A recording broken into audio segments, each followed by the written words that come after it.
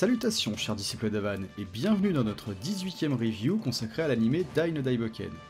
Cet épisode, intitulé Yunkel contre Adlar, a été diffusé le 6 février 2021 et comme son titre l'indique, il se concentre sur la confrontation entre le terrible Adlar et notre beau gosse préféré. On pensait d'ailleurs que ce dernier était mort à la fin de l'épisode 13, mais il est de retour et porte donc bien son surnom de guerrier immortel. Cet épisode adapte les chapitres 60 à 63 du manga et couvre l'épisode 33 et la première moitié de l'épisode 34 de l'anime de 92.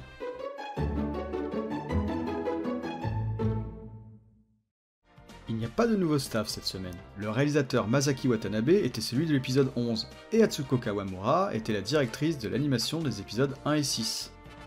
Quant à la supervision de l'animation, Kozue Komatsu est ici en charge de son 5ème épisode, où elle est présente depuis le 9. Il est à présent temps d'analyser ce 18ème épisode, et nous allons constater ensemble qu'il s'est démarqué par de nombreuses scènes de grande qualité. Allez, c'est parti!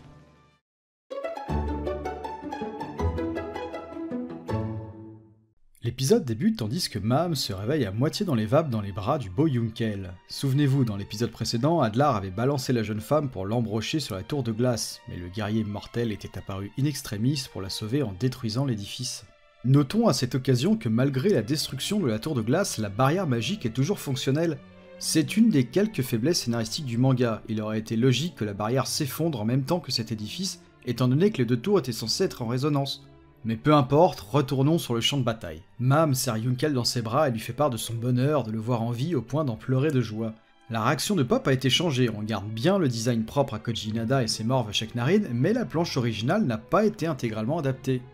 Ainsi, dans le manga, on voyait un petit cœur brisé au-dessus de lui afin de bien assister sur sa jalousie. C'était aussi le cas dans l'anime de 92 et il se lamentait d'ailleurs pendant quelques secondes que Yunkel profite du beau rôle auprès de Mam. Sa réaction est donc plus subtile dans cette adaptation, et les gags visuels sont moins appuyés, mais on a toujours le droit à sa blague sur l'égalité des sexes et sa différence de traitement.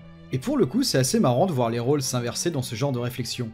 Pauvre Pop va, allez courage, tu auras toi aussi droit à tes moments de gloire. Yunkel lui balance alors des herbes médicinales pour qu'il se soigne. Pop va se les prendre encore en pleine poire comme Mam lui avait fait dans l'épisode 7. C'est moins brutal que dans le manga, dans lequel la réception avait l'air plus douloureuse, au point même de rajouter dans l'ancienne adaptation en le faisant rougir. Le guerrier mortel explique alors comment il a été sauvé d'une mort atroce alors qu'il était pris dans la lave, incapable d'en ressortir seul étant donné qu'il avait utilisé ses dernières forces pour sauver le reste de l'équipe. C'est Crocodile, le roi des carnassiers, qui était venu à son secours, et d'ailleurs on félicite le doubleur de Garuda qui a vraiment tout donné pour ce sauvetage. Mais qui n'est malheureusement pas crédité dans l'épisode. La récupération de Crocodile est assez bien foutue et la scène est réussie, c'est une bonne adaptation. En revanche, l'effet de la hache du vide n'est pas tout à fait pareil. Ici, dans ce cru 2021, on dirait que Crocodile se dote d'une protection de Baggy tout autour de lui.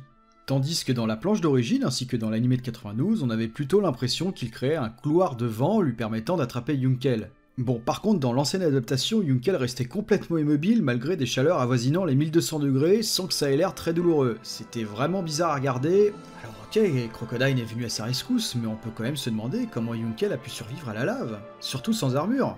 Est-il vraiment immortel? Est-il plus fort que le T-800 dans Terminator 2?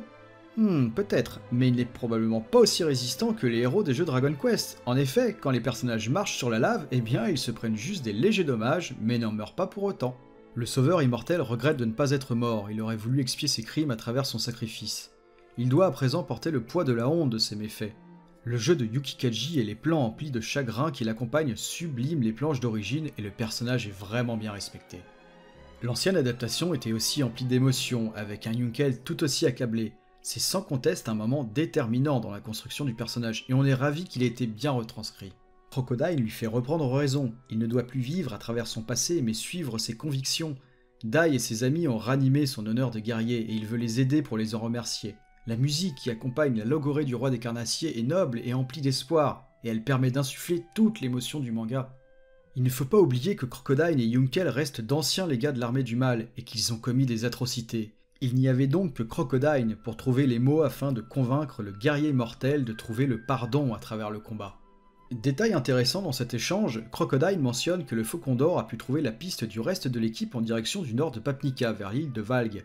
Utiliser Garuda comme éclaireur dans un passage inédit est vraiment une bonne idée, car c'est vrai qu'on pouvait se demander comment Yunkel et Crocodile avaient pu retrouver la trace de leur nouveau frère d'armes. La scène est donc non seulement respectée, mais en plus de ça ils l'ont améliorée, bravo. Yunkel va se relever et retirer ses bandeaux d'un geste viril. Avec ça, au moins, le quota de fanservice de l'épisode sera assuré. Wow! Il décide d'accompagner Crocodile, et c'était aussi bien sympa dans l'ancienne adaptation, avec des bandelettes virevoltantes. Pour ne rien gâcher, on a aussi une bien belle adaptation de la planche dans laquelle Mam et Crocodile pleuraient pour lui. Bref, il y a vraiment beaucoup de bons points dans cette scène. Suite à son souhait de continuer à combattre, l'armure de Yunkel fait son apparition, et que cela soit dans l'anime de 92 ou dans cette adaptation, l'équipe a décidé de reprendre des banques d'images d'anciens épisodes. Et pour le coup c'est un passage assez intéressant, car dans notre review de l'épisode 11, nous avions indiqué que la nouvelle transformation n'était pas assez sinistre pour représenter la dangerosité de Yunkel. Mais ici c'est le contraire. Dans l'ancienne adaptation, cela pouvait faire bizarre de voir Yunkel se transformer comme avant, avec un sourire de sadique, tandis qu'ici la reprise de la transformation 2020 passe très bien dans ce nouveau contexte. Et encore un bon point, la musique qui accompagne ce passage est vraiment bonne, avec pour conclure en apothéose un plan de Yunkel et de Crocodile se serrant la paluche. Franchement ça fait plaisir. Bon, on a à peine le temps de retrouver nos émotions après ce flashback qu'on rempile devant Adlar. Yunkel demande à Pop et Mam de se diriger vers la tour centrale et de lui laisser faire le reste. Pop ne se fait pas prier et embarque la jeune fille avec lui. D'ailleurs, on peut constater qu'une de ses réflexions n'a pas été traduite à l'identique dans les sous-titres de cette édition. Ici, il dit qu'il n'allait pas lui laisser rouler des mécaniques, tandis que dans le manga, dans la traduction Tonkam de Fédois Lamodière, il dit « Pfff, tu l'as assez tripoté comme ça suffit ». On pouvait aussi apprécier cette réflexion dans l'ancienne adaptation avec la tête d'un Pop jaloux assez marrante. Le combat débute enfin, avec pour commencer le menu fretin qui tente d'immobiliser Yunkel. Bon, c'est pas très efficace, il s'en débarrasse en moins de 2. La mise en scène est vraiment stylée à ce moment, avec des plans très dynamiques quand il s'empare des chaînes et un zoom sur ses yeux déterminés quand il envoie les archidémons valdinguer. La planche d'origine est donc bien respectée, ainsi que la sensation de puissance de Yunkel, en particulier quand il détruit les chaînes à main nue. L'ancienne adaptation était pas mal aussi, mais elle était davantage dans le registre du comique, notamment en utilisant des rougeurs sur le nez des monstres suite à leurs coups ou en utilisant des faciès plus rigolos. On retourne du côté de Crocodile qui défonce les armures errantes et utilise sa désolation du roi des carnassiers pour exploser la tour de feu. A l'origine, dans le manga, les mages attaquaient Crocodile pendant qu'il balançait son attaque, il les repoussait sans difficulté. On voyait ainsi quelques planches durant lesquelles ils chargeaient puis envoyaient leur sort. C'est quand même dommage que ça ait été retiré, c'était vraiment stylé et ça montrait à quel point l'attaque était dévastatrice. Et ça a d'ailleurs été adapté dans l'anime de 92. Allez, on vous laisse regarder ça.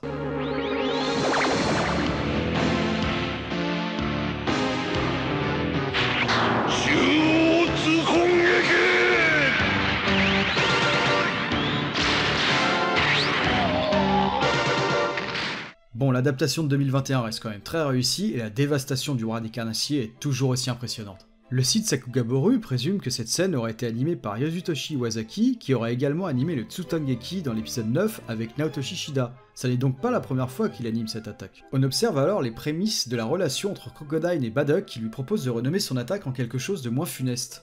Et en ce qui concerne ce changement de non-attaque, il faut savoir que l'attaque du roi des carnassiers est directement inspirée de Dragon Quest. En effet, en japonais, quand le joueur encaisse une attaque critique de la part d'un ennemi, il écrit Tsukon no Ichigeki. A l'inverse, quand le joueur assène une attaque critique, il est écrit Kaishin no Ichigeki. Ce changement de nom stipule que Crocodile est à présent bel et bien reconnu comme membre de la coterie des héros.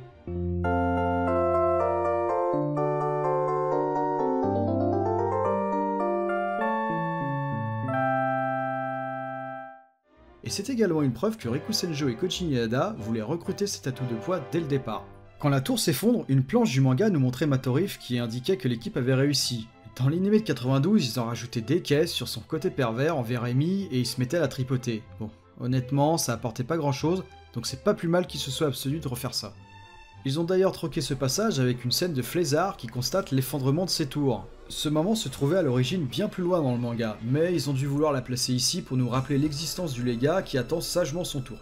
Dai s'aperçoit qu'il peut enfin se mouvoir normalement, et l'effet graphique de la disparition de l'effet de la barrière sur son corps n'a pas été adapté ici. Il était pourtant bien visible dans le manga, ainsi que dans l'ancien anime. Bon, c'est un détail, mais c'est dommage que ça n'ait pas été repris car cela permettait de mieux comprendre cette scène. Allez, on va enfin pouvoir passer aux choses sérieuses, parce que bon, le nom de l'épisode c'est quand même Yunkel contre Adlar. Première observation, les gargouilles parlent à Adlar au début du combat, et ça n'était pas le cas dans le manga, dans lequel elles n'intervenaient pas. De plus, quand Yunkel mentionne la mort de son père, années 90 oblige, nous avions droit dans l'ancienne adaptation à un bon flashback des familles, et c'était pas forcément nécessaire, surtout pour le rythme. L'affrontement débute avec un Yonazun de toute beauté d'Adlar. On a encore droit à des zooms appréciés sur son visage pour donner du dynamisme à l'action, ainsi que des effets sonores et lumineux très bien foutus. Évidemment, l'attaque ne fait rien étant donné qu'elle ne peut pas pénétrer l'armure de Yunkel, et celui-ci charge Adlar qui enchaîne les attaques magiques. C'est une superbe adaptation des planches d'origine, avec un rendu très énergique, qui ne sera d'ailleurs pas sans rappeler un certain prince des super guerriers.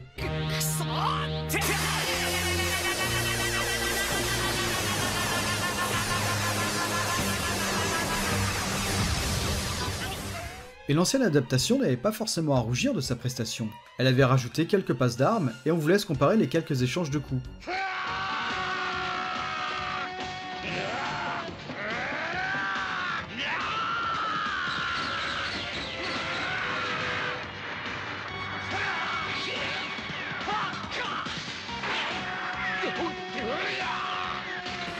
D'ailleurs, le plan durant lequel les griffes d'Adlar sortaient était assez intéressant et permettait de fluidifier l'action, tandis qu'ici c'est plus fidèle au manga, dans lequel Adlar agit par réflexe en fermant les yeux et en se protégeant de l'attaque. Bon, en tout cas le principal est toujours là, les griffes du roi du mal sont toujours aussi efficaces et elles peuvent transpercer l'armure de Yunkel.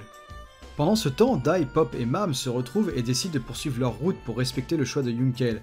Par contre, quand Dai mentionne que le sauveur immortel est un vrai disciple d'Avan, une planche a été supprimée. On pouvait y voir Maître Avan dans le ciel. Ce plan était également présent dans l'ancienne adaptation, mais il a sûrement été retiré ici pour l'aspect un peu kitsch de ce type de mise en scène. Dommage.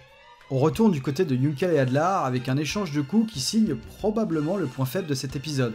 En effet, les dessins ne sont pas très soignés et ils tranchent avec les autres plans. Il y a d'autres passages dans lesquels le design d'Adlar n'a pas été très bien retranscrit, mais bon, ça dure pas très longtemps, on va pas s'en émouvoir davantage. Yunkel décide d'utiliser son Bloody Scrade et transperce son ennemi. La mise en scène est réussie, néanmoins il est dommage que la planche d'origine n'ait pas été reprise, on pouvait mieux y voir le roi du mal ainsi que la réaction dans ses yeux. Bon, ceci étant dit, Yunkel reste toujours aussi classe et il nous régale avec une pose bien badass. Sur ce passage, l'ancienne adaptation avait fait le choix de proposer une mise en scène ralentie, on vous laisse comparer ça.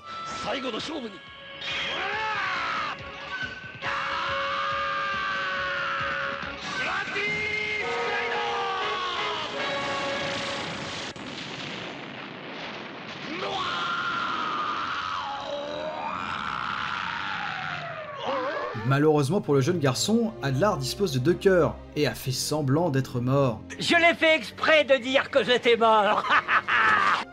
Il en profite donc pour transpercer Yunkel, et incroyable mais vrai, il y a du sang. Chérie, éloigne les enfants. La scène est bien réussie, avec les pupilles de Yunkel qui retranscrivent sa surprise, et un Adlar avec un sourire ultra sadique. Bon, alors évidemment, l'ancienne adaptation était beaucoup plus gore, et on pouvait entendre Yunkel littéralement agoniser. En revanche, cette nouvelle adaptation permet de bien apprécier la différence de taille entre les deux combattants, et le fait qu'Adlar empale son adversaire à bout de bras. Ça ne transparaissait pas forcément bien dans les planches d'origine, et donc c'est vraiment une bonne idée d'avoir présenté un plan large à ce moment-là. Le roi du mal envoie à travers ses griffes un Merazoma, brûlant de l'intérieur le pauvre Yunkel. D'ailleurs, c'est sur cette scène que s'arrêtait l'épisode 33 de l'anime 92, avec un Harmonicell qui était absolument sublime. Hélas, dans la version 2020, ils n'ont pas fait exactement les mêmes choses, on ne voit que Yunkel torse nu. Bon, c'est une légère différence de mise en scène, mais franchement la musique est vraiment excellente et c'est du super bon boulot. À ce moment-là, tout comme dans le manga, Mam ressent qu'il se passe quelque chose d'anormal. La scène est furtive mais bien réalisée. C'était beaucoup plus appuyé dans la version de 92, avec un bruit qui mettait en valeur la connexion entre Mam et Yunkel. Alors, même s'il arrive à se relever à peu près, on voit bien que notre ami immortel a pris vraiment cher. Dommage d'ailleurs qu'une des planches en fond noir n'ait pas été reprise. Elle donnait un côté un peu plus intimiste aux réactions du guerrier dans la bataille. Adlar essaye de le finir avec un Big Gargon superbement réalisé. Le visage du roi du mal est vraiment magnifique à ce moment-là, et on le voit jubiler à l'idée de faire souffrir son ancien légat. Incapable de pouvoir se battre, Yunkel va décider de faire appel à son droit de flashback, l'arme la plus redoutable d'un personnage de shonen. La scène est encore une fois très bien exécutée, on y découvre l'existence de l'esprit combatif, ici traduit par Aura dans ce cru 2021, c'est-à-dire comment projeter son énergie vitale sous forme d'attaque. C'est une technique extrêmement dangereuse puisqu'elle puise dans les points de vie de son utilisateur. Encore jeune, Yunkel n'y voyait aucun intérêt, mais maintenant il n'a plus d'autre alternative. C'est évidemment un moment que beaucoup de fans attendaient, l'utilisation du Grung Cross, une des techniques ultimes de Yunkel. Le résultat est à la hauteur des attentes, la mise en scène est maîtrisée, la musique est vraiment superbe et les dessins de qualité. Et que dire de la prestation de Yuki Kaji qui mettra des frissons à bien des spectateurs lorsqu'il fait appel à Avan. Ce Grand Cross Cru 2021 est vraiment une grande réussite. Bravo à l'équipe qui a travaillé dessus, c'était trop bon. Bon, par contre la version française, Cruciblast, comment dire? Le terme imposé par la Bible Square Enix pour le Grand Cross est terriblement étrange puisque ce mot n'apparaît nulle part dans la version française des jeux. Bon, on a bien une petite idée sur l'inspiration, mais on se trompe peut-être. Plus sérieusement, l'attaque en elle-même apparaît à partir de Dragon Quest VI sous le nom Grand Cross, remplaçant le portugais par de l'anglais, à moins que ce soit un jeu de mots entre crush et cross. Elle a été traduite par Porte de Nacre dans la version française, traduction directement faite à partir de la localisation anglaise Pearly Gate, ce qui n'a aucun sens, il faut l'avouer. Par contre, fait intéressant, dans le jeu c'est un sort qui utilise des points de magie, et non pas des points de vie. Alors évidemment, comme rien n'est parfait, on sera surpris par la lumière assez faible qu'émet cette attaque de loin. Dans le manga, quand Dai et ses amis se retournent, ils voient une colonne immense de lumière, et ce n'est pas le cas ici. C'est vraiment dommage, car cela aurait pu conclure de façon magistrale cette attaque. Ce passage est donc ici plus timide et moins fidèle. L'adaptation de 92 avait proposé un bon moment ici, notamment avec l'utilisation d'une musique sublime et d'une mise en scène à l'ancienne, mais ils avaient quand même un peu trop abusé sur les effets de lumière. Dai veut porter secours à Yunkel, mais Mam réussit de nouveau à le convaincre d'aller à la tour de Valg. Là encore, la scène est maîtrisée avec une musique émouvante qui l'accompagne. Encore et toujours des bons points dans cet épisode, dis donc. Malgré tout le courage de Yunkel, le roi du mal n'est toujours pas mort, car il a pu se protéger avec le corps de ses sbires. On peut constater avec la taille du trou au sol qu'il a eu vraiment beaucoup de chance de s'en sortir. Et c'est avec la cruauté qui le caractérise qu'il se place derrière le corps inanimé de Yunkel pour le tuer. Mais c'est alors que le disciple d'Avan puise dans ses dernières ressources, en repensant à son maître et à son père, pour transpercer le deuxième cœur d'Adlar avec son épée. La planche d'origine, qui était absolument sublime, est ici parfaitement retranscrite. C'est un très grand moment du manga qui a été respecté et toute l'émotion du moment a été traduite. Et la musique est encore à la hauteur, avec en clou du spectacle une superbe représentation de Yunkel qui nous donne des frissons. Vraiment, nous avons été gâtés. L'épisode se termine alors avec une scène inédite mettant en scène Miss Vern apparaissant au-dessus du champ de bataille. Quant à Flézard, il ne semble pas avoir peur de la situation, au contraire, il y voit une opportunité pour briller et recevoir tous les mérites. On pourra d'ailleurs noter que son design reste assez cartoonesque et trapu, là où il devrait être au contraire plus terrifiant et svelte. C'est vraiment un excellent épisode qui nous a été présenté ici. Plein d'émotions et de moments cultes du manga qui ont été très bien adaptés. Un excellent épisode, oui, mais il lui manque quelques éléments pour être qualifié de masterclass. En effet, les dessins sont parfois assez inégaux. Que les modèles ne soient pas respectés pendant un combat, c'est une chose. Les déformations sont monnaie courante dans le feu de l'action. Cependant, tout au long de l'épisode, le style d'Adlar proposé par Atsuko Kamamura est assez différent et en deçà du design auquel nous étions habitués. Néanmoins, ces quelques scènes ne gâchent en rien l'épisode. Les moments d'action sont vraiment de bonne facture, même si le combat est un peu court et qu'aucune passe d'armes supplémentaire n'a été improvisée, comme lors de la rixe entre Avan et Adlar dans l'épisode 5. On peut aussi souligner la qualité des musiques, qui ont été soigneusement choisies pour accompagner l'action et qui ont permis de nous délivrer un déluge d'émotions. Et c'est bien là le principal pour l'adaptation de cet incroyable manga, l'émotion. Bref, des épisodes comme celui-ci, on en redemande et nous sommes très pressés d'être au prochain épisode pour attaquer le boss de l'arc. Cette 18e review est désormais terminée et nous espérons que vous l'aurez appréciée. N'hésitez pas à nous faire part de vos commentaires et à vous abonner à la chaîne pour ne rater aucune de nos vidéos. Vous pouvez également nous suivre sur nos réseaux sociaux respectifs qui sont en lien dans la description. Allez, prenez soin de vous, chers disciples d'Avan, et à la semaine prochaine.